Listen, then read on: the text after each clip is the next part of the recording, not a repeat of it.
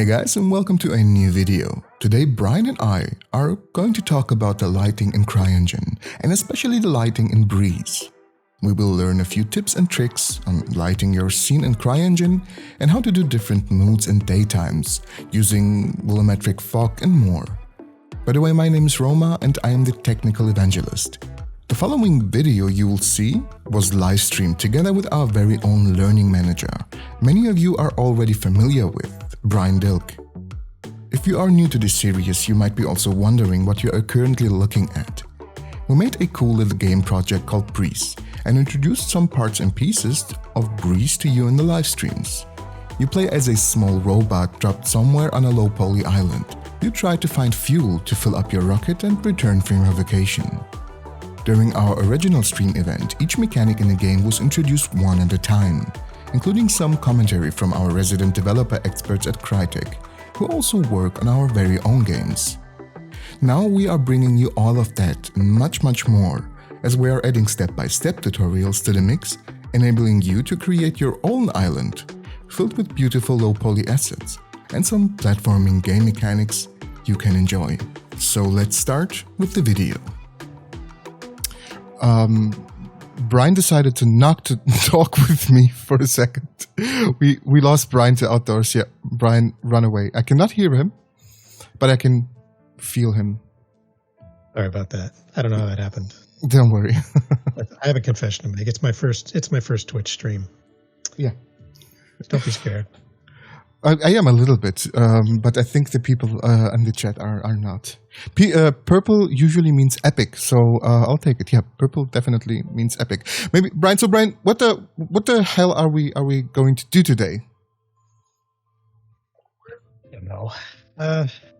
We have this beautiful level done by our colleague Mr. Tom, and already enhanced by you and Josh and Victor. I think has already had his way with it. And I don't know much, so I'm just going to talk about light, which I do know something about, and lighting and that kind of stuff. And we'll see what happens. I think a lot of things will happen during this stream. I'm just really excited. So what are we currently seeing? So we are looking at a map of an island of a magical island with a rocket somewhere on the side of that island. And what we did is we made some gameplay elements. We added some gameplay elements to the original island to show you guys, to prepare some. Let there be light. Yes, Josh. To add some really fun and interesting gameplay elements, but I mean, the gameplay elements are awesome, but there's also one thing missing, and this is awesome lighting. And this is what Brian are going to show us today. Wait a minute. I am? You do. Yes, you do. Yeah. I'm going to do that, and that's exactly what I'm going to do. I hope so. It looks so pretty. It looks so pretty already. Do I really have to have anything to add to this? No, I think it's fine. We can. Actually, you know what? It's fine. We can close the stream. Perfect. It's a gorgeous day outside. Should we begin, or do we need to do any other introductory type things? I don't know. I think we can start, and maybe if you guys stick around for a little bit longer, there is a giveaway of maybe Cryengine shirts or something. I'm not sure yet, but maybe there is something. You're not giving me away, are you? Yeah. That happened to me once. It didn't end well. It really didn't. Yeah, I know. That was a disaster. Okay, yeah, so let's start.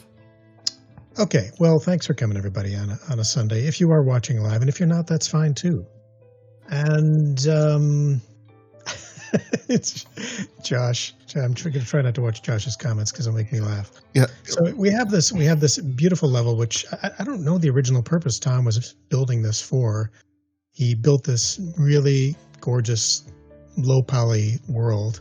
And then Roman got a hold of it and started adding gameplay mechanics and decided to make a platformer out of it. I'm just realizing I'm probably talking too fast.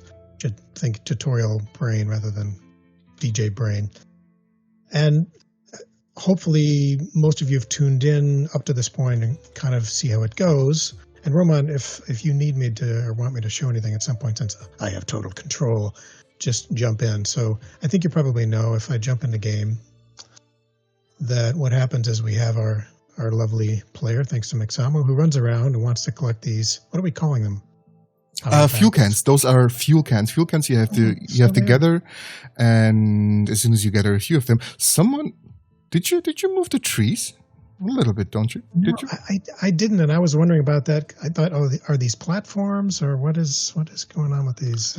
So exactly, those are platforms that you have to jump on because you have to somehow you have to get to the rocket, and place your fuel cans there. And as soon as you get 3 of them together, the rocket will fly off. And then you will go back to your home planet island. I'm not sure. We don't know where the rocket goes, but that's not for us to know. I have a question though, Roman. I don't have like a fly mode or anything, so I can cheat my way up there, do I? Because if we have to watch me jump from platform to platform, you have to jump from platform to platform. Okay, you built this level. You're like an expert jumper arounder, but I'm not. So. Anyway, I'm going to jump out of game because you don't want to watch me try and master the platforms for the first time. It will be right there. Yeah, this is lighting. So this is like the Dark Souls game of jumpings of platforming. It's really, really hard, and only the best people in the world can solve this. It doesn't take much to challenge me, though. I'm not much of a gamer. If you guys hadn't already figured it out, I like designing them, but yeah. So anyway, we get up here eventually if you have skill set beyond my own with your jerry cans of fuel, and I guess they're color coded, or are they all pink? They're all pink. Okay, so it doesn't matter. Is there something to know about the color coding on the targets here? Yeah, exactly. So the thing is that the platforms or the podiums there are designed to, as soon as you can like move your camera maybe like 2 meters forwards, and you can then jump into game. Yeah, jump into game now.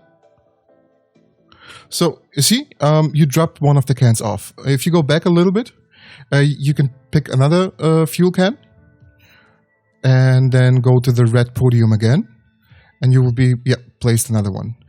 That wasn't the red one, but... Yeah, it doesn't, yeah. Am I going to blast off here? No, the problem is that the radius, no, it's done. But the radius is still like on the red podium. I have to adjust that. Yeah, okay. Exactly. Yeah. Oh, whoa! There we go. Blast off. Yep, there is a blast off. I really hope Victor grabs that rocket and does some wonderful things with the particle effects, because it just screams out for. That would be awesome. And the original, the original idea was to have the cans color coded, though. I agree, but again, this was pulled off on a weekend, so there was not much time. All right. Well, let's talk about what we're looking at in general. I mean, this is further along than a prototype, even though there's definitely white boxing elements here. You don't have materials yet. Mm-hmm. But the aesthetic of the game is really clear, right? Unless someone just says, no, we're going to throw it all out and start all over again, which hopefully doesn't happen at this point. Mm-mm. It's low poly style. It's super colorful. It's what we call flat color. It's not Hunt Showdown. It's not Crisis. It's not that kind of world. And that affects what we do with the lighting to a certain extent.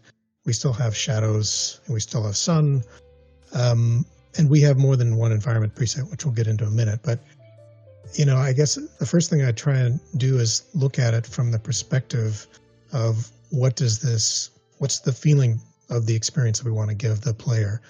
And in terms of lighting, there's definitely less for someone in the lighting department to do during the day, I guess creatively, I would say, than there is to do at night. But I don't know, the other lighting designer might completely contradict me. There's certainly a lot of technical stuff that needs to be done. But we have an environment preset, and it's definitely not the default environment preset, which I'm sure you've all seen, with the sun directly overhead, 12 noon at the equator kind of thing. Someone has taken to some trouble, namely Tom, I guess. And he's given us this nice morning glow. And the first thing I notice about it when I call it up is that I'm going to take a look at this. This is our source of light, right? We don't have any supplemental lighting in this level. And the intensity makes sense, unlike the default, which you guys hopefully already know. If not, you can watch the many tutorials I've done in lighting. In terms of the brightness of the sun in accordance with real-world values, this makes sense. So I would have a question right here about the sun Yeah. intensity. So the lux values are the lux values of real world, right? So if the lux value currently of the sun is 50,000, I guess, so it's also the real world value. Am I correct? Lux is just I don't know what you mean by real world in this case, because lux is just one of several ways of measuring luminance. Exactly. So if we would measure the luminance at this time of day, and it would be 50,000, right? So this is something that I was something explained to me in the rendering department, that our lux values are representing actually real world luminance values as well. Yeah, what they mean, I think, hopefully not sticking my foot in my mouth, because the rendering guys know a lot more about rendering than I ever will. But what they mean is, I think, that we have a range of values here that can cover all conditions on planet Earth, but much beyond that. So, for example, here on planet Earth, things are pretty stable for the moment. Well, global warming, but we're not making dramatic differences in our distance from the sun. We have a planet that's rotating around the sun and it's spinning on its axis. And as a kid, I used to think that the difference between winter and summer, because I didn't live anywhere near the equator, was because we were in this elliptical orbit and we got farther from the sun in the winter. That's actually not true. It is elliptical, but that's not the reason we have a change of seasons. The reason is that the Earth is on a slight tilt. I think it's just 4 degrees. It's a really minuscule number. And it just shows you how terrifyingly precisely we're placed in relation to the sun in order to have life on planet Earth. Yeah. Because if that was 5 degrees of tilt, we'd have very different weather conditions. Anyway, on planet Earth, in the very, very brightest, let's say we're on top of a mountain on a snowy day, we could hit 80,000 lux, but that's super, super bright. That's unusual conditions. So this is much more reasonable. And at this kind of magic hour with the sun that low, it actually would be a lot less intense than this. All this is neither here nor there, unless you are kind of agreeing within your game team that you want to use real world standards, and everyone kind of knows where those are and they can look them up. But someone could just as well make a little spreadsheet or issue a set of standards arbitrarily and say, well, this is what we're going for. This is what we call our day brightness, and this is our night brightness. More important, as far as the lighting aesthetic goes, is the sun color. I'll just kind of move from intensity to color for now. I'm not going to talk about Svogi, which obviously has a huge effect. But the sun is super warm. It's more saturated than normal. In fact, it's almost maxed out. What were you going to say, Roman? There's a question from XX Emerit Timur. He asks, total illumination is working through like real world? Can you explain? So I think in an hour and a half, I can't explain everything about total illumination, which is a phenomenally complex subject. But in a nutshell, total illumination provides 2 things. It provides what we call ambient or diffuse light. I'm sure there's a difference between these 2 terms, and someone more knowledgeable can probably pipe up and explain it. But when you look up here into our virtual sky, the only reason you don't see the blackness of outer space and the stars that are always there is because Earth has an atmosphere, and that atmosphere contains particulate, humidity, dust, pollution, little bits of skin, and a lot of other stuff floating around. And it catches rays of sun, lucky for us, or we would fry, and it deflects them. And some of them don't make it down onto us at all, which is very good. And a lot of them do, but they get scattered in really billions of directions, trillions, an unlimited number of directions. It's finite, but it's an unimaginable number of directions because every little particle catches light and deflects it in some way, depending on its opacity and its size, etc. So when you get light coming from many directions, instead of this, which is a hard-edged shadow from a single source, and I can make it even harder, come down here to shadows and turn off the jittering, just like that. That is like the most literal shadow that you could get. It's not softened in any way. It's literally like someone took the leaf, which is projecting the shadow, and just kind of silhouetted it on the surface of our fake ocean, if that makes sense.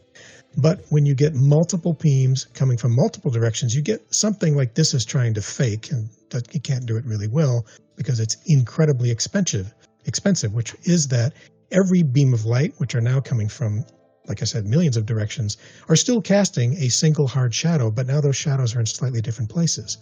And what you see as the sky is all of that stuff in the atmosphere catching the light and holding onto it. If we removed the atmosphere, in addition to dying really quickly, we would just see the blackness of outer space, and there would be no diffuse light. There'd be no ambient light. To scatter is to diffuse. It scatters the light in many directions. So you're not only learning lighting today, you're also learning a lot of physics. Yeah, it is definitely physics. So that's one of the things that Svogi provides, and you don't need Svogi to do that. You can just use environment probes. But there's quite a difference in the way they look. So if I disable Svogi, you'll see that I've got black shadows. They're literally just going to be black. And if I went down, let's just go ahead and start lighting. I'm going to make a new layer. You'll notice that I'm going to organize everything lighting related into a folder because I'm going to have multiple layers. And I'm just going to call this daylight, day lighting, something like that. I'm going to double click to make it the default layer. And I'm just going to add an environment probe. I noticed that originally Tom had an old style probe, and I'm not sure why, but I'm going to add an entity component. And what's the size of this level? Do you remember, Roman? Is it 1K, 2K? I'm not sure, to be honest. I think it's 2K, but I may be lying. Well, anyway, the reason I ask is I'd want to center it above the level. I'll just put it somewhere up here. I'm going to turn on my helpers. I'm going to hit G to go to it. There it is floating over it. And if you put it so that we can actually see the helper, I've got my helpers enabled. If you can actually see the probe in the screen, you'll also see its box. So this is the area it's going to affect. And if I'm going to make this a global probe, I want that to be a really, really big box, even bigger than the whole height map. And I'm going to call this CP Global Day, Environment Probe Global Day. I'm going to save, because saving often is your best friend. And I'm going to do what we usually do at Cryotech, which is make it, believe it or not, 10,000 cubic meters or 10,000 meters in each direction. And I don't want it to affect fog. I don't want it to look like a light. And then I'm going to actually generate. And what I'm doing is the only part of Cryengine lighting that is not real time. I am taking 6 pictures, top, bottom, left, right, front, and back. And suddenly we see a vastly different world. And if we slow down our camera, come in here and take a close look, you now see that I've projected those 6 pictures on this sphere just so you can get an idea what reflections might look like. But more importantly, I've generated a whole bunch of diffuse light, and now these shadows aren't black anymore. However, the nature of the diffuse light created by environment probes is really flat. It is not a great way to do diffuse light. If your game performance is really pressed and you can't afford to do Svogi, it's a lifesaver because you don't really want to have black shadows. But specifically what you're going to see missing is gradients. As you kind of come into a shadowy area, we should be seeing gradients as the light sort of fades off in here. And you're not going to get that with the diffuse light from environment probes. You will get it with Svogi. The other thing the probes do for you is they give you specular reflections, which is an absolute necessity unless you're going to make your entire world out of something very, very matte. And that would be boring. Anyway, as far as Svogi goes, the other thing that it provides is bounce light. So that simply means here's my sun, it's coming in at an angle from over here, and it hits, for instance, the side of this cliff, and it comes in an angle like this, and it's going to bounce at a complementary angle down like this, and it's going to fill in shadows like right here on the left side of this rock.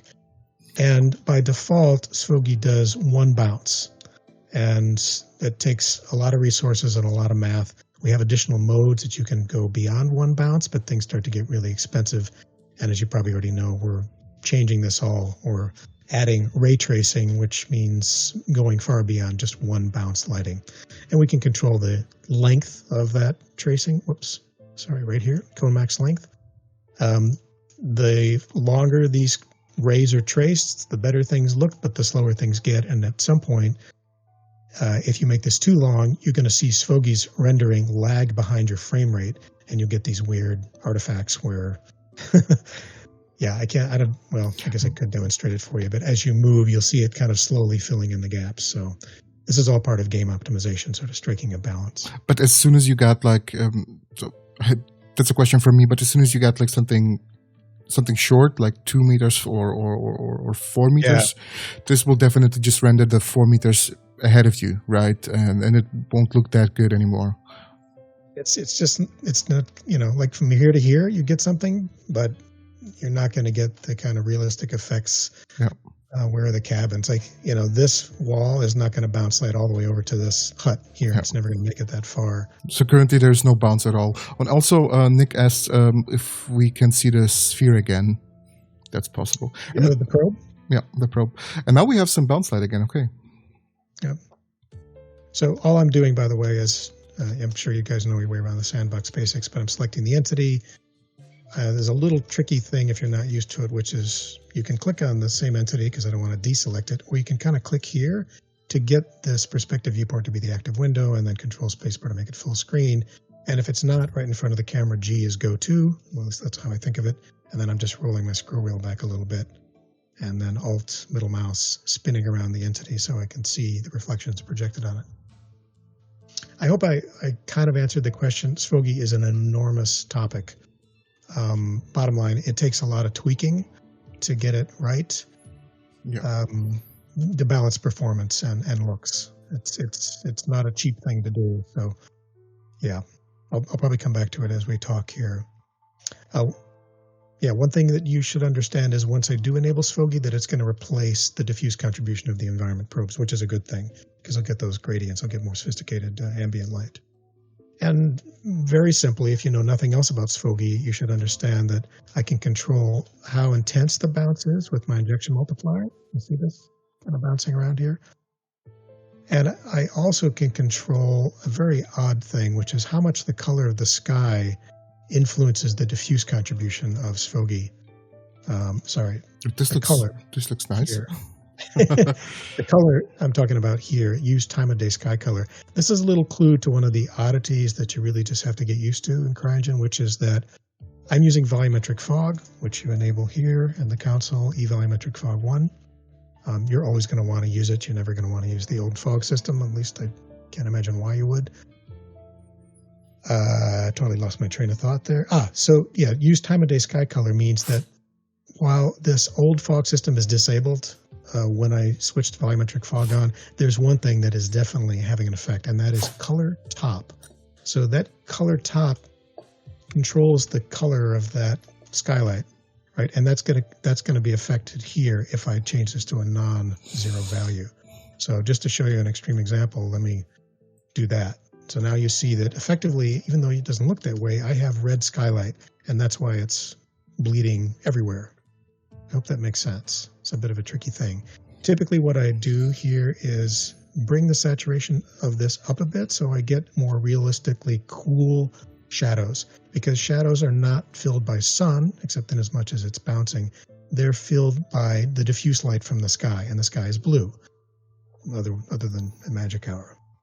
How's everybody doing out there? I feel like I'm talking fast because I feel like there's a lot to talk about. No. You're definitely doing a really great job here. If I'm losing anybody, or if I know these are complex topics, but if I'm just talking too fast for you, I know English as a second language for most of you. Please don't be shy. You won't hurt my feelings. No. I think so. I am able to follow, so other people should definitely be able to follow as well. Right. So fine-tuning Svogi is one thing. One of the first things that I would do is set my CVars. So that is worth talking about. So like I said, we would do eVolumetric fog. Here's another really, really, really important thing that you've got to know. Can you guys see this? I'm going to zoom in on my... Can I zoom in? You guys, can you see me zoomed in? Yep. Okay, so by default, the HDR eye adaptation mode is set to be compatible with an old Cryengine 3.8. And that's no good for us in Cryengine 5. So it's just one of these things you got to get used to, that you need to set it to 1, which is compatibility with Cryengine 5. And in fact, I suggest that you put that in your autoexec.cfg. If I go to, where am I here? Which folder are we in? This one. Here we go. I actually prepared one just for this purpose. Here it is. Are you seeing this, Roman? Yep. Yep. Okay. So you'll see this is exactly what I'd sort of recommend. These are sort of the minimum things that I put in there, other than shadows cache, which is a more complicated topic. I'm enabling volumetric fog. These are not case sensitive, by the way, but unlike when you type it at the console, you do need the equal sign in there. I'm tweaking the voxelization of the fog, since it is voxelized, so it looks better. Mm-hmm. You can find out more about that in the documentation. That's pretty well covered. And most importantly, I'm setting up eye adaptation, which is what high dynamic range imaging does. As I go in from a bright space to a dark space, my iris opens to adapt, and Cryengine lighting does the same thing. And then I walk from a dark room to a bright sunny day, my pupil closes down, not my iris, so I don't go blind. And we imitate that so that we can get a much larger range of light to dark, what we call dynamic range. So these are just CVars that you can put in your auto-exec. This affects both the sandbox and in-game. There's a question from Josh. Is there a specific reason you do it in auto-execute.cfg? Mm-hmm. Yes, don't ask me which does which, but if you look at just Google config files in the documentation, you'll see that there's user CFG, system CFG, and I can't remember which is which, but one only affects sandbox, another affects in-game when you're coming from game launcher, which is what your user's experience it is. And I think I'm correct in that auto-exec affects both. If not, maybe someone can, it's in the config files documentation. Believe me, there is more to know about Cryengine than any one brain can remember. So yeah. I promise imperfection. Definitely, yeah. And is the auto merge jittering of vegetation fixed? To be honest, I simply don't know. No idea. Not a lighting question that I can answer, unfortunately. Yeah, sorry for that. Even though I think I'm supposed to know vegetation, but okay. So once I've set my environment, my CVars for my game, and there'll be many more.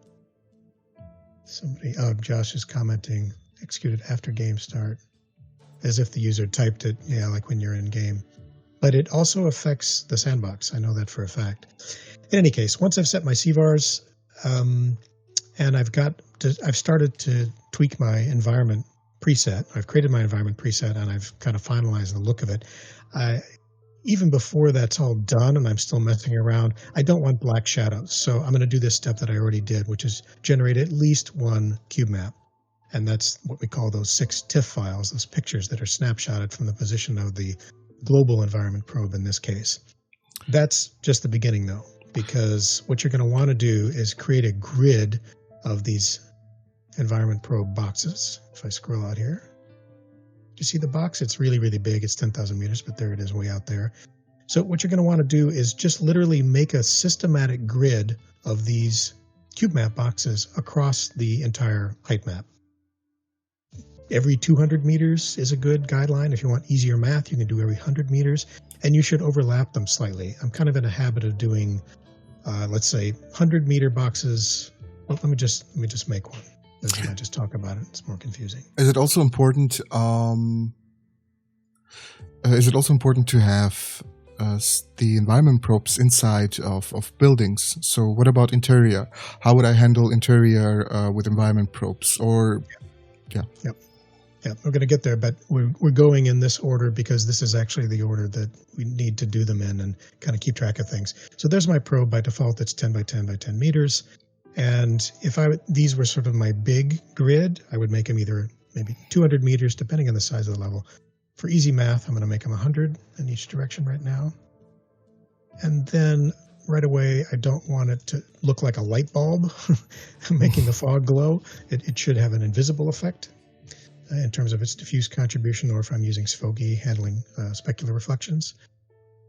So in what cases would you need the environment probe to affect volumetric fog? If you're effectively using it as like a light source, like a cheap light bulb, but again, it's not a great source of light. You're not going to get those realistic gradients with it. So yeah, I haven't yet run into a situation where I would do this. I don't want to draw attention to an invisible entity. It would be like, let's say I put an invisible light bulb in the middle of a semi-foggy area without modeling a light fixture, and there's this glow in the fog, and it's like, well, where is that coming from? That's what it would look like. Yeah. So once I've got this is going to be the first of many, and I would literally use the grid. I would check my position. So right now it's at this sort of random position, but I'd literally start at 0, 0 on X and Y. And I would just call this EP day. And then if you don't already know this trick, if you use a dash and a number, now when I copy, I'm just going to copy and paste. You have to trust me that that's what I just did with the keyboard shortcuts. You're automatically going to get it numbered number 2. Yeah, it did. Go ahead.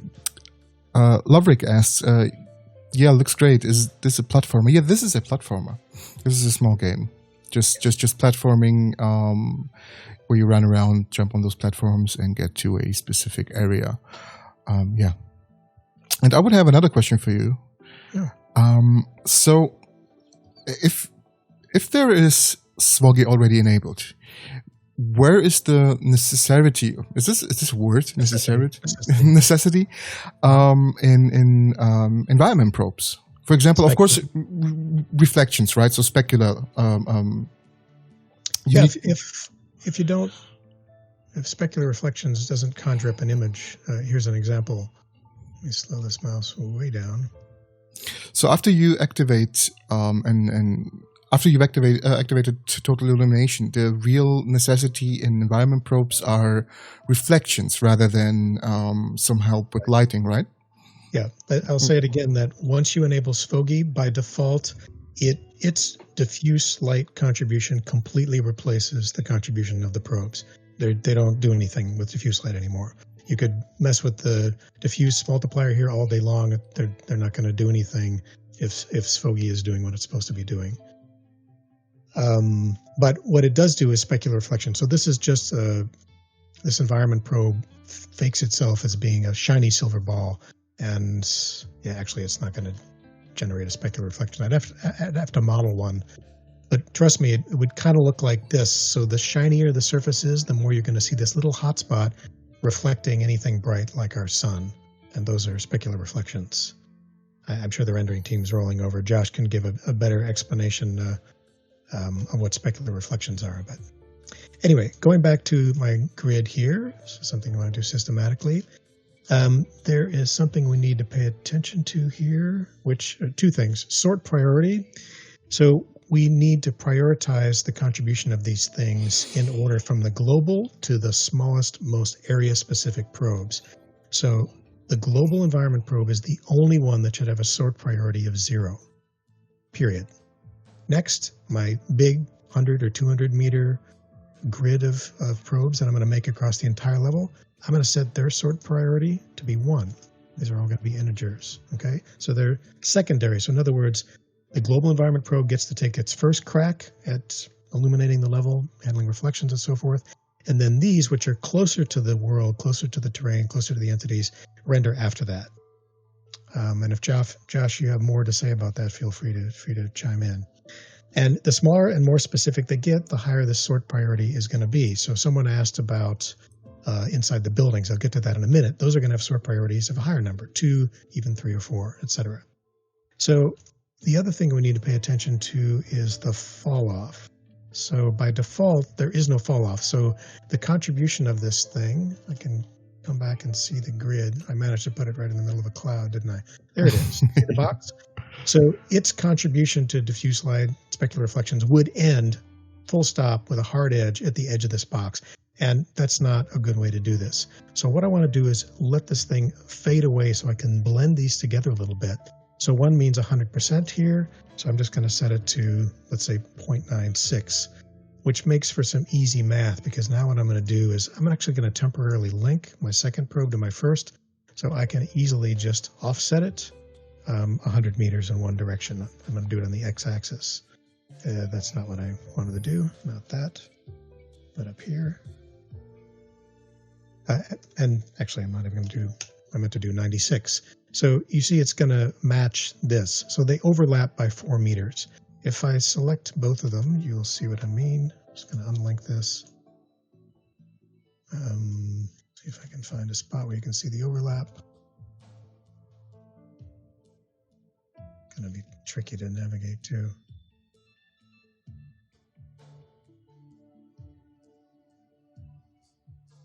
There's my 1, and there's, I see where I am now. Just got to get myself oriented. So if I look at the overlap point between these two, which should be right here. Where the heck is it? Somewhere here is where these two boxes are touching each other. Yeah, and anyway, trust me, they're overlapping by 4 meters. I can't seem to pull my head out of my posterior here and figure out where it is. But that's the bottom line, is I want to overlap these so that their contribution blends one into the other. And I would just keep doing that and shifting them over by 96 meters, and then start down the next y-axis until I've covered the entire level. It's just methodical work, good time to listen to a podcast or some good tunes. Then I'm going to come down and deal with the more specific areas. So here is where you want to think about not just lighting everything. Now we're getting into stuff where the player is going to actually go. If it's a totally open sandbox world, then you're going to have more work cut out. But for instance, the way Roman designed the game, even though Tom put these huts here, there is absolutely no reason for the player to go into them. If you look inside these huts, they're dead empty. Except trees. There's nothing going on inside these. The player, if he does go in there, is going to lose interest pretty fast because there's just nothing going on.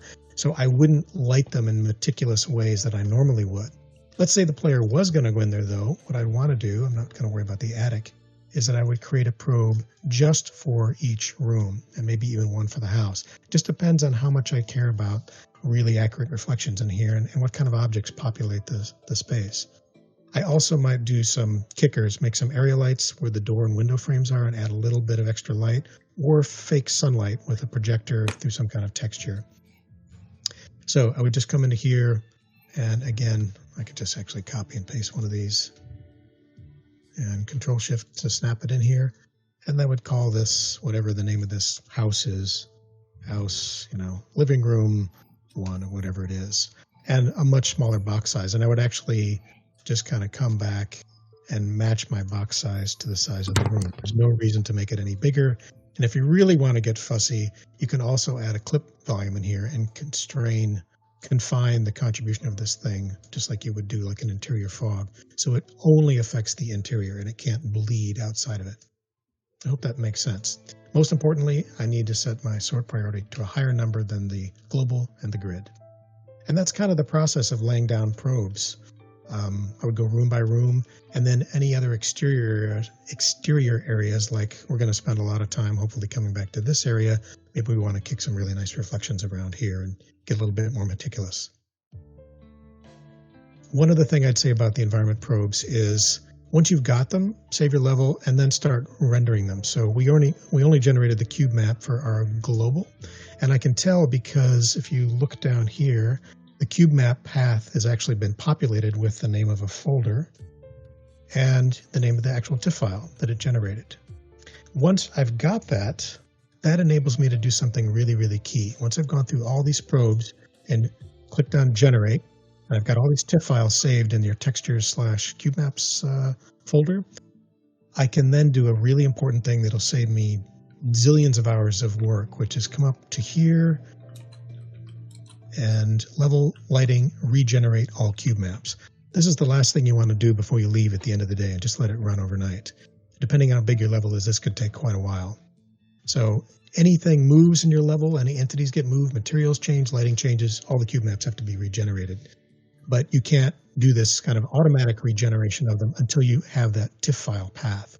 So just something to know about that. I don't think I'd mention it in the tutorials.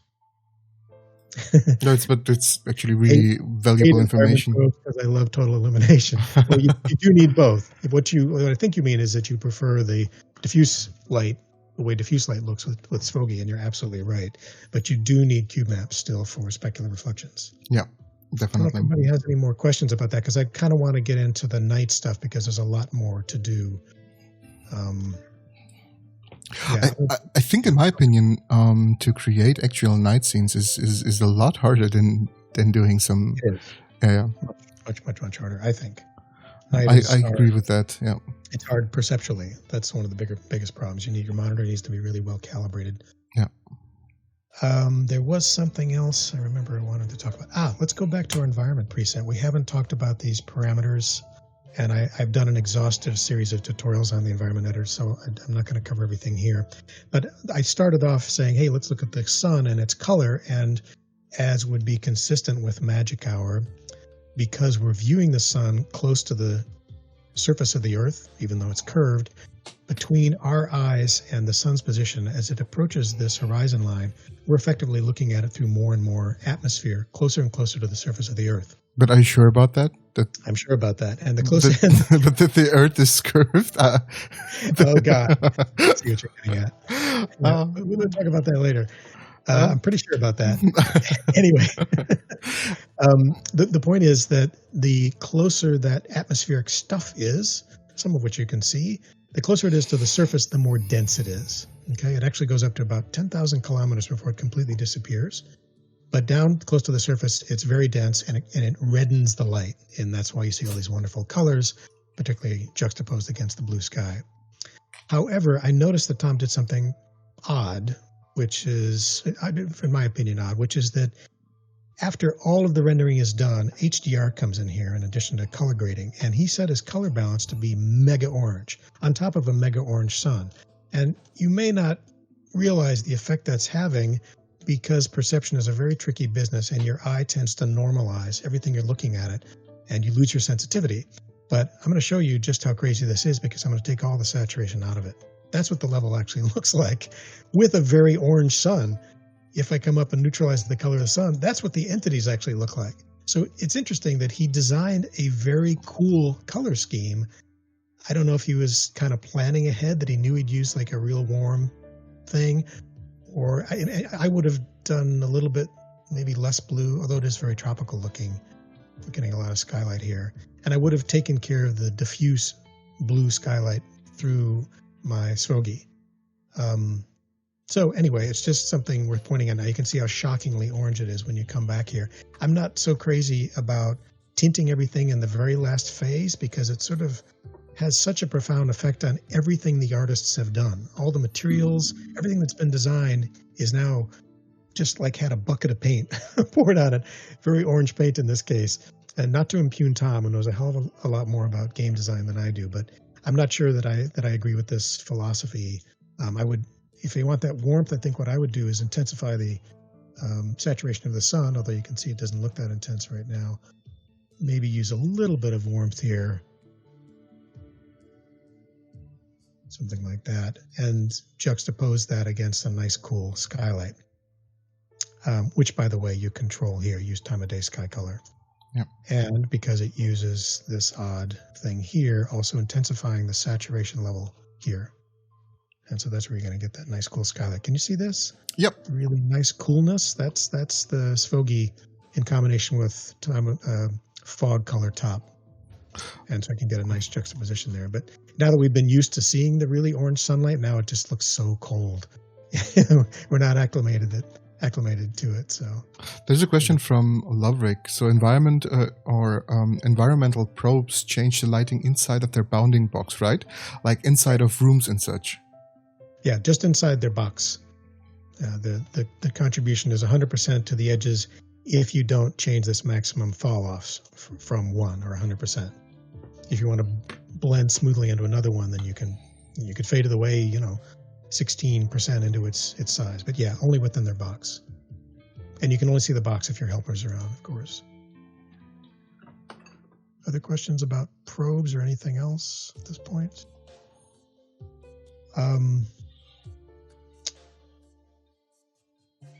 Radioactive storms. I don't know. Radioactive storms. Ooh. Now. Yeah. So I we can always come back to this, but I think what I'd like to do is look at the night preset that he provided and start tweaking that, because there's just a lot more work to do and a lot more interesting stuff. So let's take a look at what he's done. The first thing I'm going to look at again, especially at night, is the sun intensity. Obviously, the sun intensity, it would be a lot less. In fact, it would be nothing because the sun is on the other side of the planet somewhere, and the planet is effectively casting a shadow, and we get some light kind of coming through the atmosphere. But mostly what we get is just moonlight. And the first thing we see, which is funky about this, is even though the sun intensity is not super low, but a lot lower than it was by more than an order of 10, we're seeing this daylight brightness sky, and that's because of these skylight settings here. So this has to be brought down. In fact, I'm going to bring this down to 0. And I'm also going to turn off Svogi for a second and just see what this looks like. And I also am going to disable fog completely. And now you see what the sky really looks like, which is pure black in this case, because there's no fog to trap the atmosphere. So we've got this set up here, and I know that what's creating this weirdness. Now I've got my Svogi off. What kind of weirdness are you talking about? I need to turn off my probes. That's not going to help me make sure all my probes are disabled, because now I'm working with an entirely new preset. The weirdness of the brightness of the sky. So that's got something to do with my fog settings. So let me come in here and see what he's got going. So this in-scattering value is crazy high. Yep. Without scattering, which means trapping the light with the fog, there is no sky. All we'd see is outer space. So as you can see, 1 is a kind of a daylight setting. And as it turns out, even 0.1 is way, way too bright for night. So this in-scattering value is going to get a lot lower. So in-scattering is kind of representing the atmosphere of the Earth.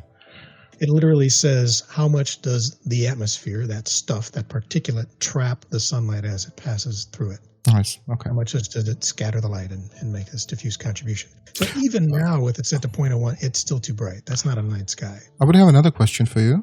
I know that maybe the questions I ask are a bit obvious, but I still want to ask them for maybe new users of the engine.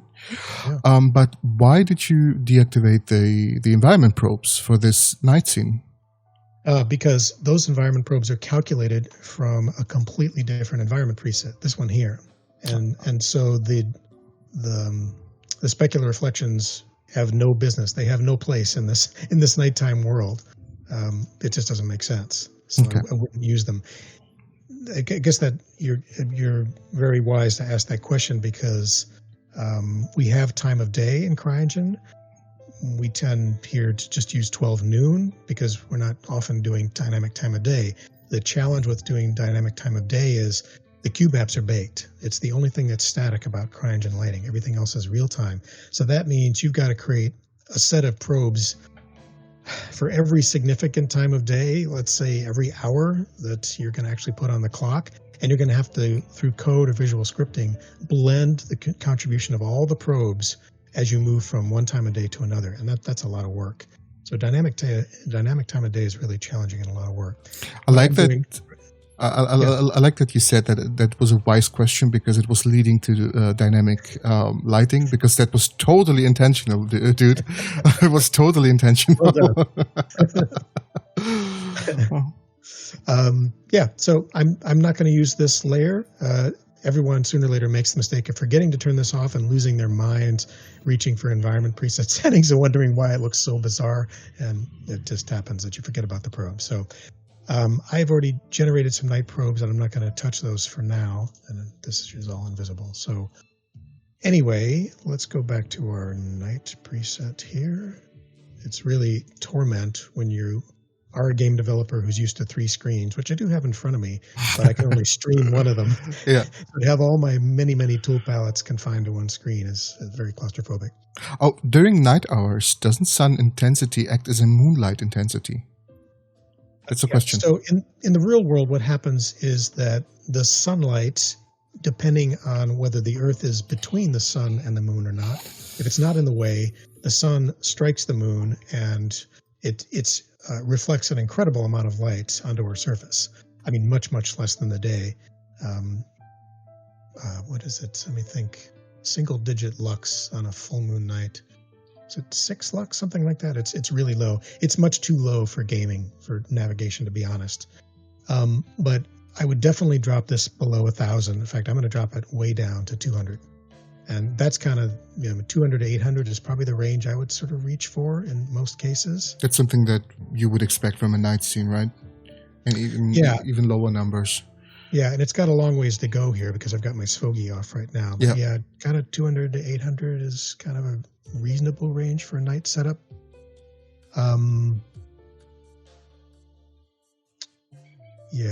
He's already set the sun color to be super blue, and just now that I've seen what Tom's up to here, I'm also going to look.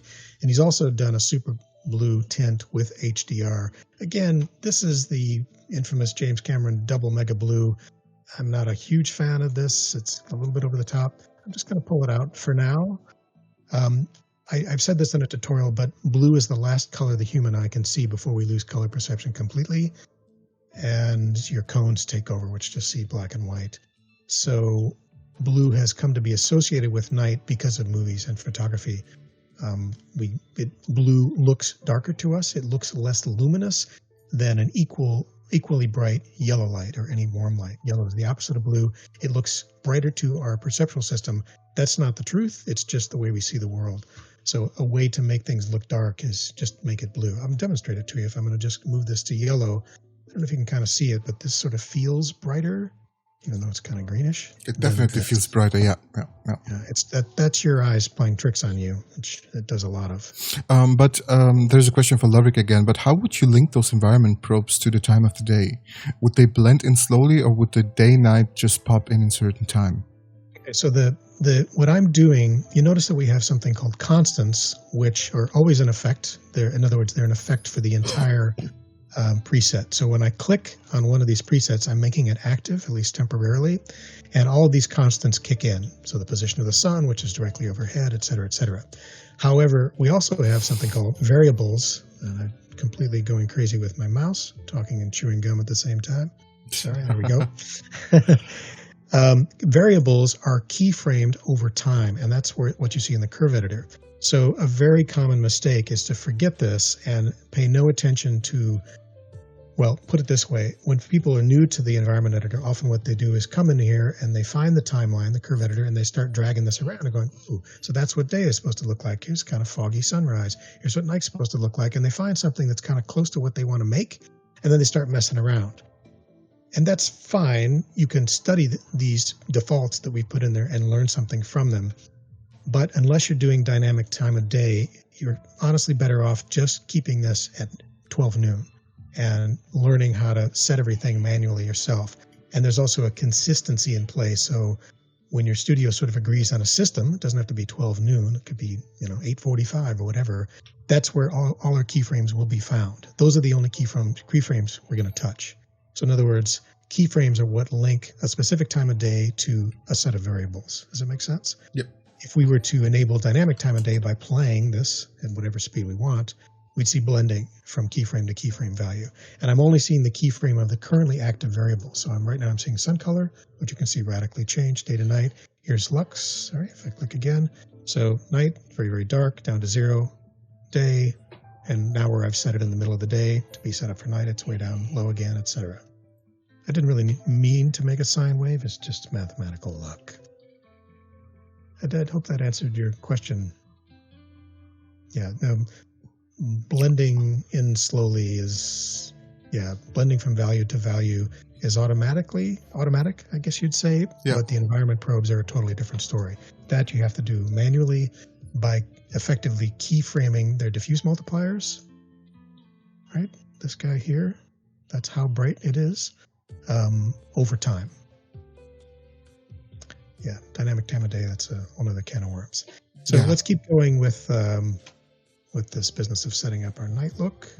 Exactly. We need to make a really nice night scene, right? Yeah. So we're doing, wow, we've almost gone an hour yet. Okay. So a fundamental decision other than the brightness of the sun. Did I crash? Uh-oh. There we go. Yeah, that's fine. That's fine. That happens. What was I saying? A fundamental decision. We first kind of need to figure out the brightness of the sun, but we also need to decide on the position of it. I remember what it was that you asked about the moon. So in the real world, if we see a moon in the sky and it's in a position to catch the sun, it becomes a giant reflector. It doesn't self-illuminate. It is not a light source. It's not hot and fiery, but it does reflect sunlight to a surprisingly bright degree, and we get very hard shadows during the night, even though it's kind of faint. But in Cryengine, it's a bit different. The moon is not a light source. So there are two ways to approach this. So let me get back to my environment preset for night. That was actually intentional to demonstrate the incredible loading times of Cryengine. Exactly. SSD doesn't hurt. And I didn't save my settings, but that's okay. Well, I know I need to set my skylight. I'm going to turn this off. Actually, I'm going to turn it down. Cryengine can work with Houdini. It depends on your skill in Houdini. You can definitely extract something to Cryengine, but there is no official plugin for Houdini for now.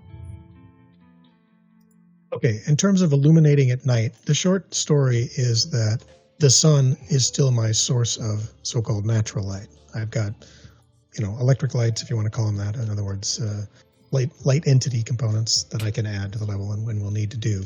But I can also have a moon, or I could have no moon and do everything artificially. The trick there is if I want to actually see the moon, then I need to synchronize the position of the sun right here, latitude and longitude, to the position of the moon. And I also need to make the moon visible. So right now the sun is directly overhead, which is great if you are trying to work with a cloudy day setup. So if you're either going to use volumetric clouds or you're going to use a skybox texture that covers the actual Cryengine sky, what we'd have is very, very soft edge shadows, which is not possible in a game engine and not just ours because it's so expensive to calculate because it's literally millions of shadows. It's just not possible. You'd only have to simulate it. So if I'm not doing soft shadows, overcast sky, I would probably move the sun. So I'm going to decouple it from time of day, and I'm just going to move it much lower in the sky, something like that. And I might also want to position it, from a specific angle if I kind of know the path the player is going to follow and I want to get the moon, to illuminate the path. So once I've decided on my position for the sun, let's say that's it, then I need to dial in the same number. So I would also make this 30. And for now, I'm just going to make this big so it's easy to see. And you'll notice that you don't see a moon yet. And there are a couple of reasons for that. I'm going to make this even lower. I would really like to know the reasons why I don't see the moon yet. I actually know personally I had a lot of problems with figuring out why I am not seeing a night scene. So yeah, you were able to solve that issues for me. I'm going to do something else. I'm also going to disable HDR effectively. I'm not going to allow it to do adaptation for the moment. So I'm going to come to two things. Night sky, not surprisingly, and night sky multiplier. Two things need to happen to see the moon. The moon color can't be black. It needs to be something other than that. If you want to go all twilight red blood moon, you can knock yourself out. I'm just going to go with white. Some stars would be nice. I'll set that, something like that. And then I need to actually turn on this multiplier. So if I bring this up, eventually I'll see the moon. But right now it's hiding in the fog, which is trapping all this light. And there it is. So what we get is fog, and also if you have volumetric clouds enabled, that can also make this little sun orb, this disk. And just when I think that I've remembered all the settings that affect the presence of this, I find one that I've missed. So I really have to go through here. I've got my fog disabled. I want to make sure my sun rays are set up. That's fine. My fog is off. And yeah, sooner or later, I'll think of why it is that I'm still seeing this orb, and I can't remember for the life of me at the moment. But let's go back to our old friend in scattering. But before we go to your old friend in scattering, there is an announcement that we have to make. Oh, yes. And the announcement is that we will raffle some nice t-shirts for you guys now, or one shirt. We're just going to wait for Cryenic to appear for a second and tell us what to do next.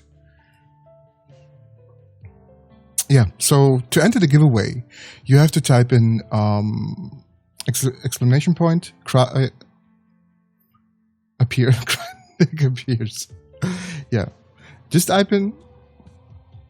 Yeah, that's fine.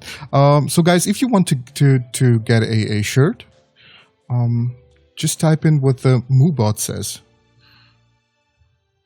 Did you say Moobot? Moobot. Yeah, that's the name of the. Yeah, that's the name of the bot. Are you making this up? No, seriously, his name is Moobot. He's a nice bot. He's a really nice bot. Is he so called because he moves? Does he make a mooing sound? Or? He does actually, but you have to wait. It's like the chance of 0.0001 that he actually moves in the stream. It's really rare, but it's awesome. Someone's trying to win twice here. I see Nick is keeping things under control. Should I keep going or should I wait? You can keep going, and I will just occasionally announce that you guys have to. Okay, yeah, Lavrik is going ahead. He's typing "cry" in the chat. And I want to point out, and you're probably eyeballing the chat anyway, but Josh, who is on our rendering team, is pointing out his insider information about softer shadows using Svogi, ray trace shadows, etc. So I'm not going to have time to get into all that, but there are better options to get them softer. SSDO is a big help with that. Okay, so one of the reasons that I'm getting this little disk, which is obscuring the moon and looking very fake, is my sun intensity multiplier is still positive. So if I turn that off, this is what I get.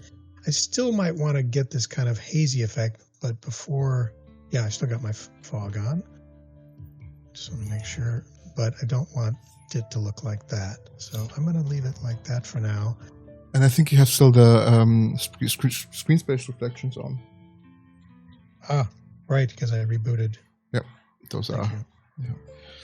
There we go. Okay.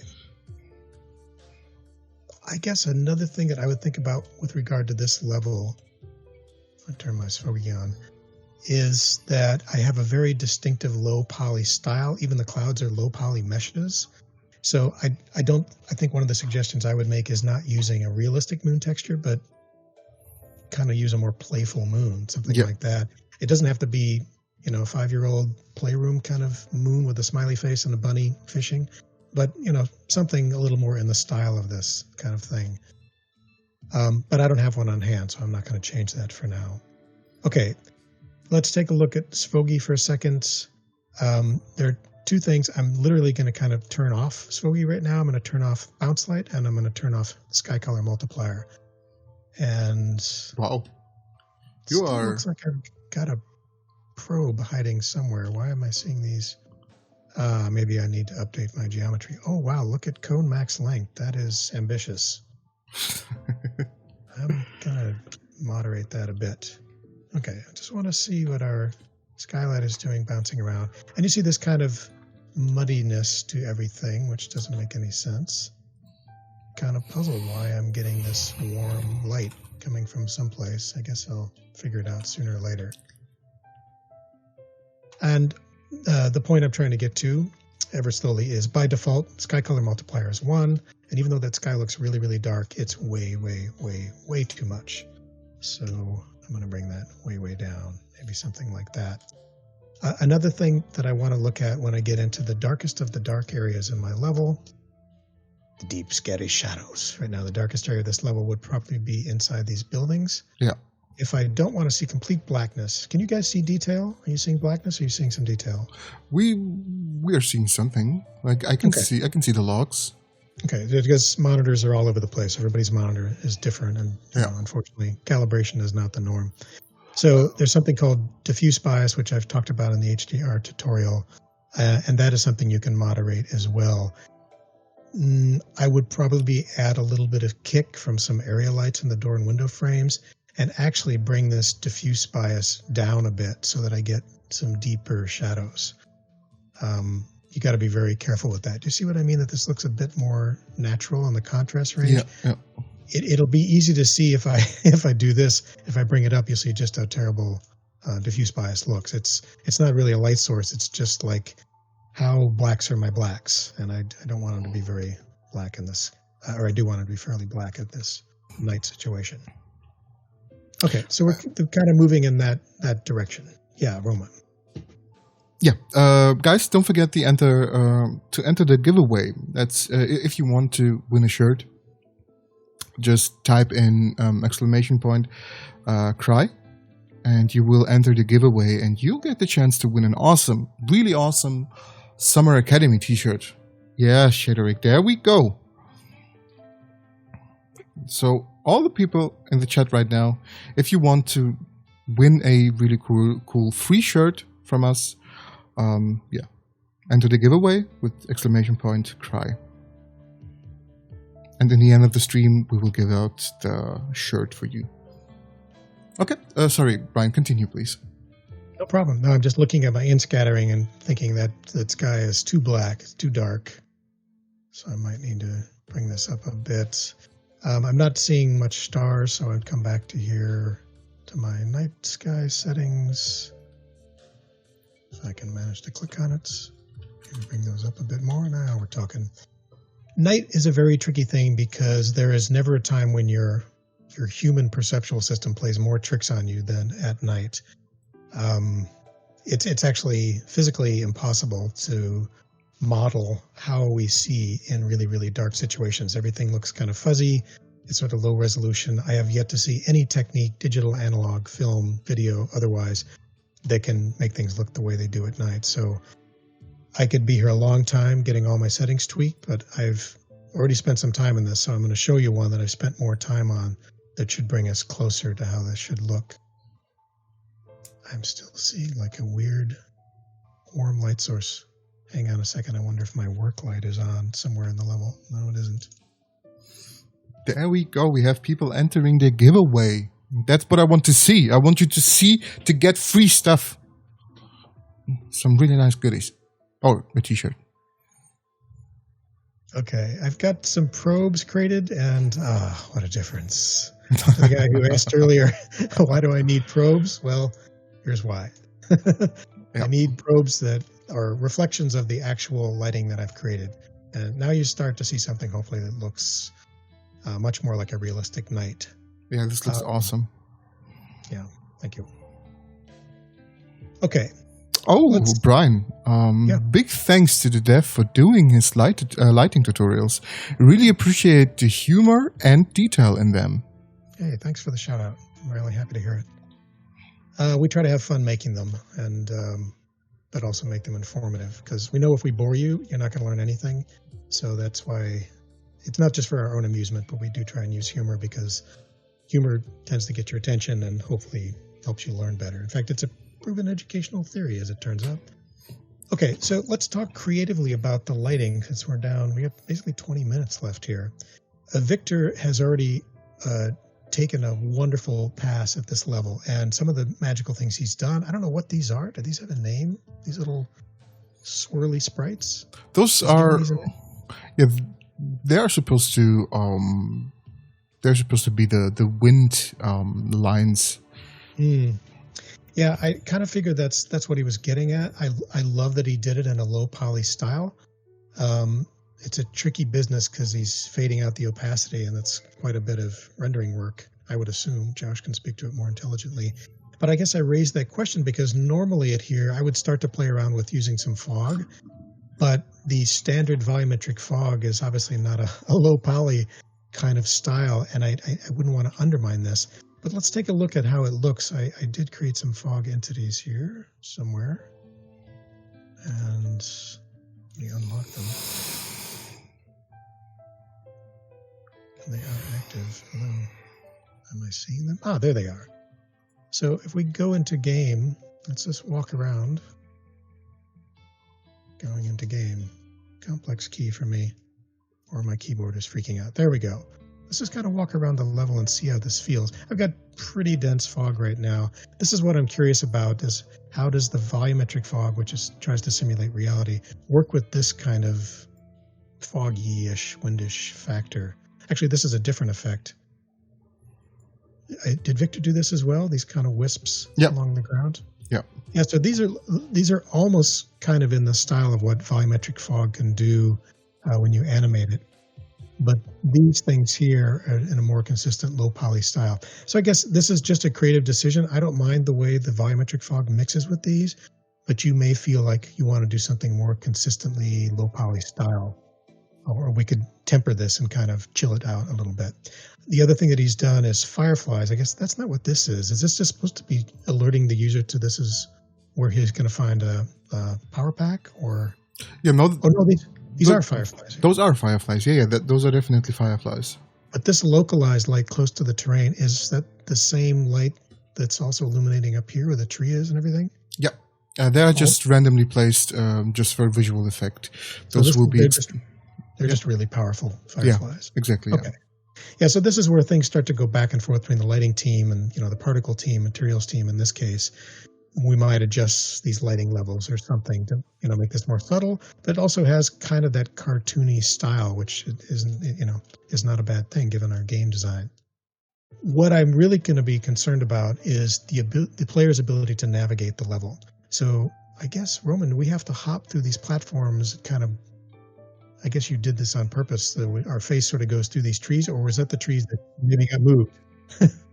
No, actually, those trees were moved somehow because I did not set them up in a way that they're interfering with the platforms. The platform should actually have a really straight line. So I don't know what's going on with the trees, but yeah, that's not how it's supposed to be. So let's look at this in full screen. So I certainly have right now designed a pretty dark night look that leans toward realism, which is kind of, our reference point. It may be too dark for this world. A really simple way to change this is just bring this, effectively our moonlight up. That's quadrupling it. Maybe let's try doubling it. Can't handle my own keyboard here. Maybe too realistic, too much. I like the way that looks on the clouds back there. And what I'm concerned about is, can the player navigate? Because if the player, looks at it and says, wow, this is amazing, look at Cryengine graphics, but can't navigate the level, they're going to be pretty frustrated. So I guess if I was thinking creatively about the lighting, I would think about either adding artificial light sources, which would require modeling, or at least particles, maybe tiki torches to be really cheesy, lining the path. Or I could make some kind of self-illuminating thing. And I actually modeled an example here. And I'll explain how I did this. So Roman created these, which I need to unlock. I think they're brushes, right? Or are these moving? Are these at physics? Let me lock the water. Oh, here we go. Nope, that's a cliff. Where are these? Oh, these are in the particles folder, right? Yeah. These are in the particle folders because I do not organize stuff when I'm working on it. You exposed me, Brian. I'm sorry. It wasn't my intention at all. Oh, it was definitely your intention. I love you. I was joking. I'm actually going to move my environment editor out of the way to free up some space here. Yeah. Oh, that's a beautiful thing, a little breathing room. Okay, so I have a physicalized entity, I assume, since we can hop onto it. And I think the right way to do this would be to... Is this still a designer entity? No. CGF. Yeah. But presumably the modeler, our friend Roman in this case, has the original model. Depending on our time frame and, how friendly I am with him, what I would probably suggest is... what do you call it? I'm so not a modeler. Subdividing, offsetting a plane on the surface of this, or taking this entire plane, the one that faces upward on the z-axis, and making a glow texture on it. So since I didn't have access to the model, go ahead. So the model is, of course, a CGF placed in the folder where all the platforms are hiding from you. But this is just a accumulation of components that make a game mechanic. So when you jump on those platforms, those will go down slowly. So you have to jump really quick between those. And that totally makes sense to make a portion of it, or as you say, the up facing faces to make them lit. As young people would say. Well, or you could... It's actually like a really easy process to do that. I have already prepared a material file because all of the platforms you see they are using one material file. So what I would do is just in the UV mapping editor of our designer tool, I would just assign a different sub-material to... Exactly. So if we open the designer tool. Yeah. No, not this window. Just open the designer tool. I was doing so well there. Yeah. I was. You had a run. But a little excited, a little carried away. Yeah. Okay. Let me move this onto the same screen. So you can actually see it. It's always useful. And it's a big tool, so I'll make this window wider in a second here. Exactly. So what you do, you would go to groups and UV. Can I just... Yeah, I guess you're right. Yeah, those lines are broken for some reason. They are not in the original file. But what you can do now is you go to UV mapping, you select the faces you want to, but control clicking, by the way, to select the second one. Exactly, yes. So now you in submaterials, you just select. I don't think I have a lighting submaterial. You don't have any materials. I can't. How do I actually add the material to this? You assign. But you have to choose the submaterial first because now it's on red. It's a bit up. It's a bit up there. Yeah, exactly. Yeah. I see. Yeah. And but you don't have like a glow material, or do you here? Choose white, and it won't glow. No. But you can add a glow material to it. Yeah. But this is the idea: is just UV map it and assign it to that. Yeah. A glow texture is a very simple thing. Just make it emissive. Yeah. I don't want to spend time on that now because we're short on time, and this is not a material editor seminar. But that's all I did is I prepared a glow one. I think this is too bright. I would probably it messes with your visual perception with this whole night lighting scheme. Like you go staring into this, and the bigger it fills the screen, the more you're gonna like, wow, you can even see everything getting really dark around it. That's actually your pupil because I have HDR disabled. So I wouldn't make it pure white like that. I would make it a softer effect. We could also make it respond with brightness or color as we contact it physically. If sensing those collisions isn't a big deal, if we're already doing it, it's part of the game mechanic. Instead of the uplight, we could also do the sides because as we're ascending, because it's a platformer, you can't see the top. So it's actually not helpful. So I'm not sure this uplight is the right choice. I actually added a thin mesh on top of it because I didn't get into the UV mapping. So I might instead take these planes and make them glow. Mm-hmm. But something like that, because I think it's night and it's a colorful level. I would desaturate my HDR setting as a whole because our color perception starts to diminish as we approach the limits of our perception at night. We want a little bit less colorfulness, but it's great to add and preserve some of the aesthetic that was originally in Tom's level in terms of that colorful feeling through the lighting, and it also helps us navigate. So if you can kind of picture, I didn't have time to do this ahead of time, all of these kind of having a little bit of a subtle glow and then add a feeling of reward when we actually connect with them, when we do it right and we land on the platform, it responds in a visual way. To me, that's fun. It's visually beautiful and it feels rewarding. And of course, the sound team would pick up on this and then add something to it. Does that make sense? Yep. Otherwise, the fireflies are awesome when you're going through the woods. All these things are great. You can see maybe we would have to tweak the diffuse bias up a bit if the player is going to navigate through these paths, or we could be creative and have the fireflies follow the player. That would be a fun, subtle, creative way to do it. Mm-hmm. Or, those radioactive mosquitoes that we all know and love. Those are definitely radioactive. we probably wouldn't want to ask the animation team, late in the game, or without serious consideration to just put a tiki torch in the player's hand because that's a lot of work for them. Yep. You might need those hands. It affects all of our animation pipeline. So we could plant some torches, some little fires, or some campfires along here. It depends on the story behind the game too. Hopefully you've done some serious thought about the game design world, the experience. And it's like, well, whose island is this? Who has been here before me? Am I supposed to feel alone? I'm a storyteller first and foremost. I come from a film background. I like to think about those things. And I like it when the visuals help suggest the story, suggest the history of the place. Yeah, so having more of a visual storytelling.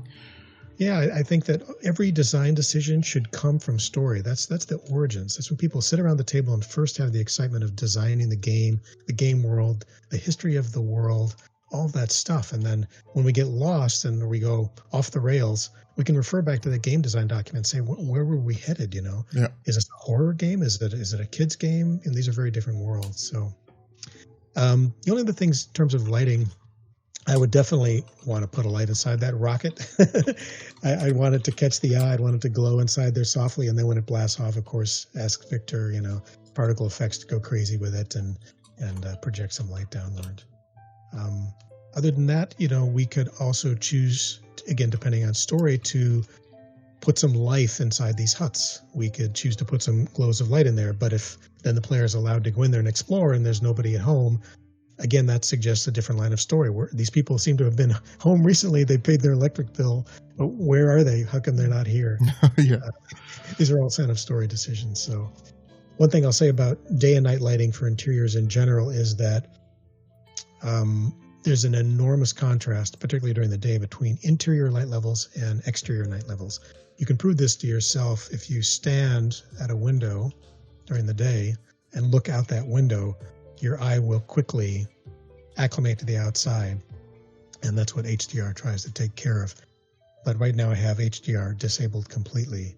So it's very common, we do this in Hunt Showdown, to supplement the sunlight with little projector lights through the windows. And often I would also do little area lights at night to create a little fake moon glow and a nice reflection of the shape of that window on the floor, if that makes any sense. We get about 10 minutes, Roman. So, yeah, I'm kind of running down. I'm happy to do anything anyone's particularly interested in. But I don't have anything super specific on my agenda. Yeah, so we can maybe start answering some questions if people are having any. And I really hope people have some questions. Yeah, me too. Here's an example of what I'm talking about. So this is an area light sized to match the doorway. And you can see the intensity is super, super low. It's a really subtle glow on there. Because this hard shadow, that's coming from the sun. The sun is... I've hidden the orb of the sun, but it's positioned where the moon texture is. So it's faking like reflected light off the moon, because that's not actually how our light physics work. So I don't want to obscure that, is what I'm trying to say. But it's nice to create a little reflection. And why can't I click on it again? And also before we get to answering some questions, there's also a last chance to enter the giveaway and to win a free shirt. So if you want to enter a giveaway, just type in ! and cry, and you will be entered. Or just listen to what the MooBot has to say.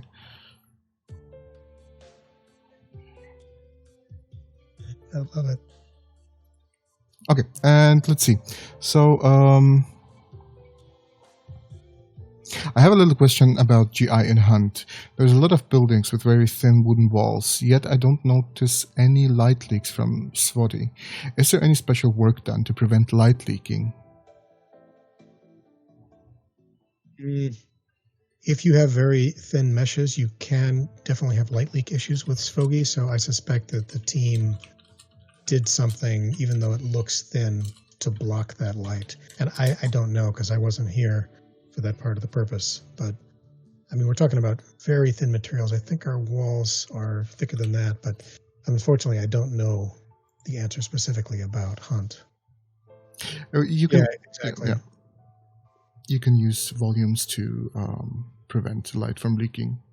Yeah, that's the simple answer, and probably what they did. Yeah.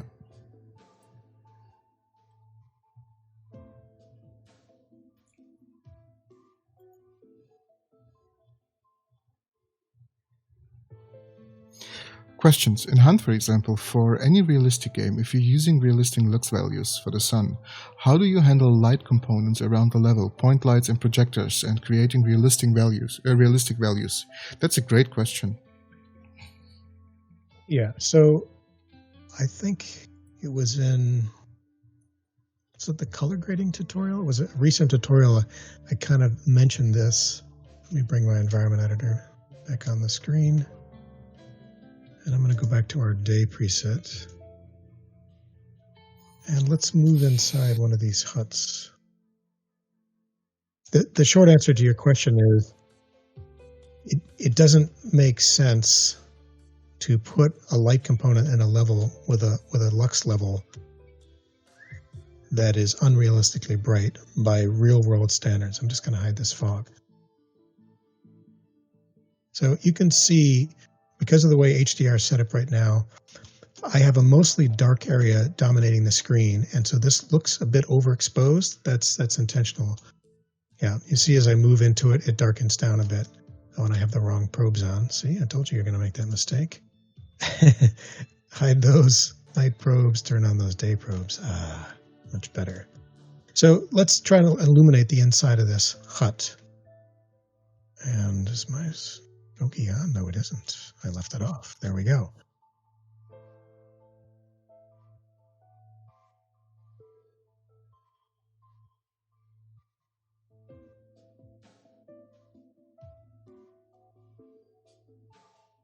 Oh.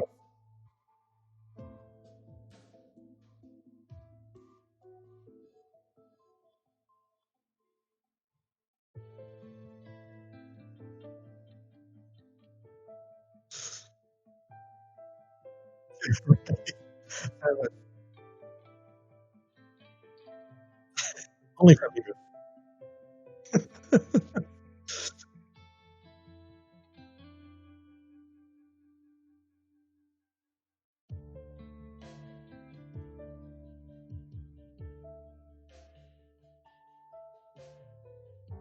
Okay, so I'm going to position my camera so we can see outside. There it is. That's how it looks outside. And I'm going to turn my Svogi off. Oh, and I'm going to have to turn my probes off too.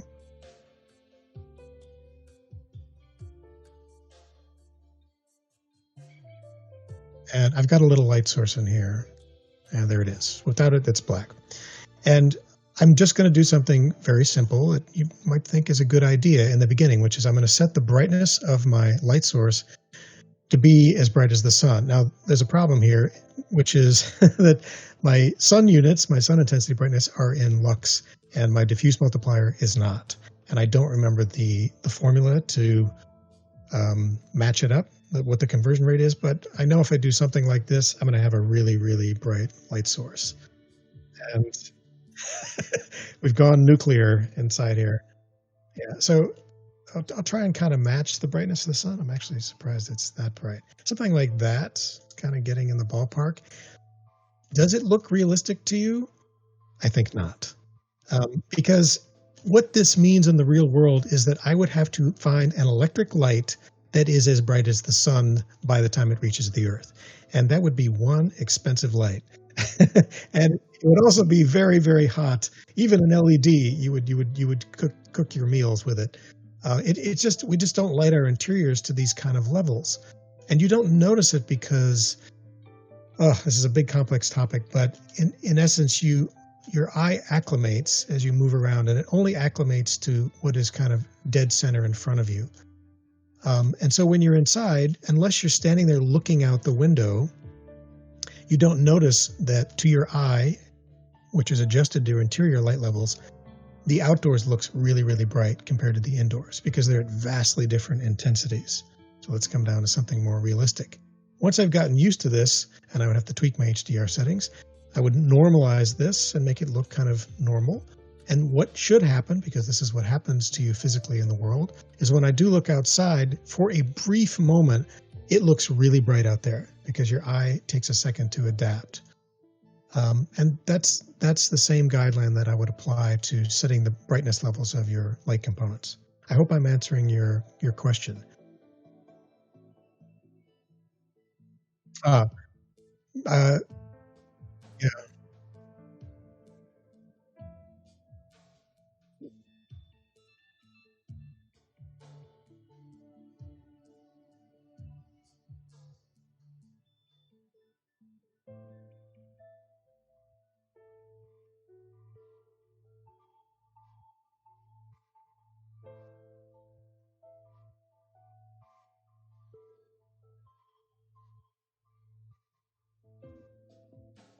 Very nice. If you were Alan, if Alan was here, he would have a drum sound effect all queued up. And No, I was muted. for God damn. No. I heard it. Yeah, I know you heard it, but not on I'm the stream. monitoring you on a different one. So again, to sum up, before we come to the question number 2 from John Hardy, we have a winner to announce for our giveaway. So what I'm going to do is I'm going to give you a little drum roll until the Moobot announces the winner. So are you ready, guys? I'm going to do the drum roll now. Can you hear the drum roll? Woo! Woo! Oh, drummer boy. Very nice work. Guys, my fingers, it hurts. Please announce the winner. Yeah, we have an announcement. John Handyart, you have won. And I would like you to hit up to hit us up with a message on here on Cryengine, so whisper us that we can discuss the details on that. No way, yeah. You won. Congrats on that. And to continue with you, I will continue to answering or to asking your second question. So part 2 of the question. So is there any way you can confirm you have values on that component that are realistic? Or is it all by any eye reference pictures? For example, could you use the HDR debug 1 to check your values? Sorry for the derailing the topic slightly.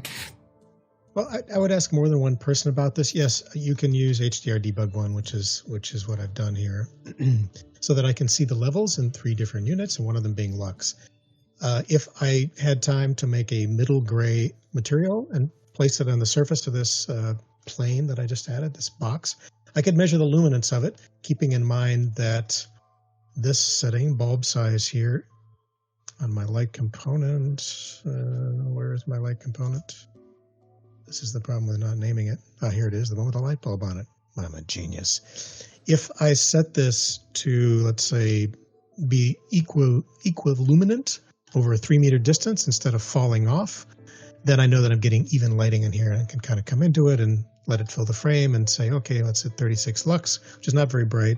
And then I can put another one outside and look at that, and I can do the same thing in the real world and use that as a guide. But frankly, I'd really be curious if someone does that, because I would just do it by eye. But that definitely requires a lot of eye training. And yeah, that came over decades of doing photography and cinematography and stuff. It's a very tricky business, because your eyes, they really do, they trick you. I wrote an entire book about it, put it that way. I'm not out here to sell my book, but I did write an entire book on this very topic, because it can fill many books. Long story short, I would make it a goal to train your eyes to be able to do this by eye, and keep in mind that your eyes fatigue and play tricks on you, even if you are an expert. And so not only do you have to step away from the monitor and come back to it frequently, you want to ask people who have no investment in what you're building except the final result. In other words, they're not attached to what you've been doing for the past month, and they can step up to your screen with fresh eyes and go, oh my God, no, that balance is way off.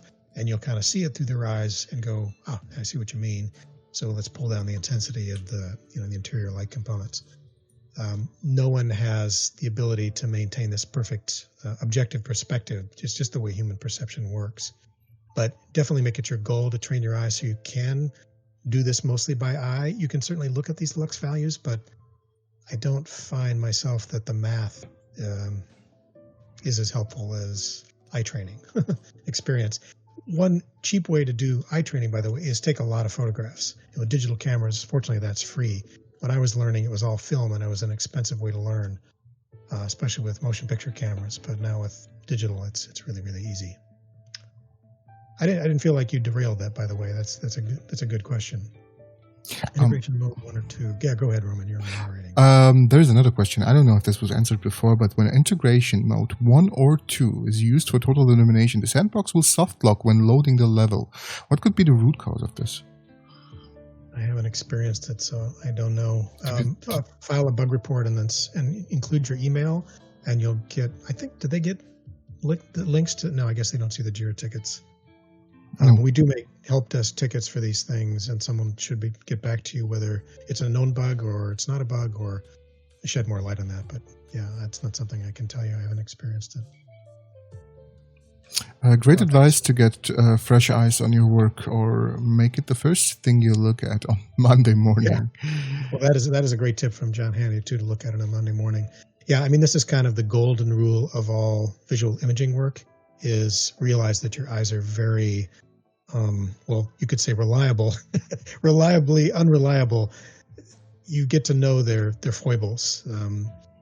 You just get fatigued. It's just a fact of life. I used to be a retoucher, God help me, and touch, remove zits and scars from supermodels all day long, 8 hours a day. And boy, you really trained your eyes, even though you knew you were going straight to hell. And I'm glad I don't have that job anymore. But you just learn to also ask your colleagues to look at your work, because you just get so tired. You've been staring at it, and the problem is that you'll find that you set off with an intention, and you've experienced this as coders. The debugging is hard because you've made an assumption and you haven't challenged the assumption. You have to challenge the things you're sure are not a problem, because that's where the problem is. It's the things that you're not examining, if that makes sense. And so with visual imaging, you have to assume that you are also making assumptions that you did it in a certain way, or it's going to look a certain way, and you start to see what's not actually there.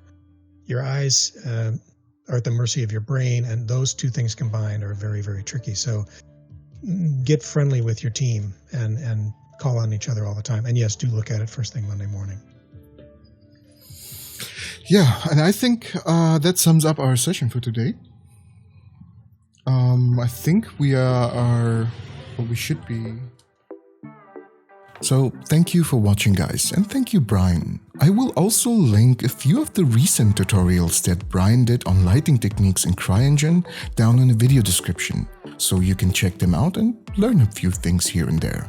And as you guys already know, we are always really intrigued by the content that you put out, so feel free to share it with us on our official social media channels like Facebook and Twitter, and of course our official Discord server. So feel free to join them. Everything you need is always linked in the video description down below. And as usual, leave a thumbs up and subscribe if you are new to this channel. Thank you for watching, and I'll see you in the next one.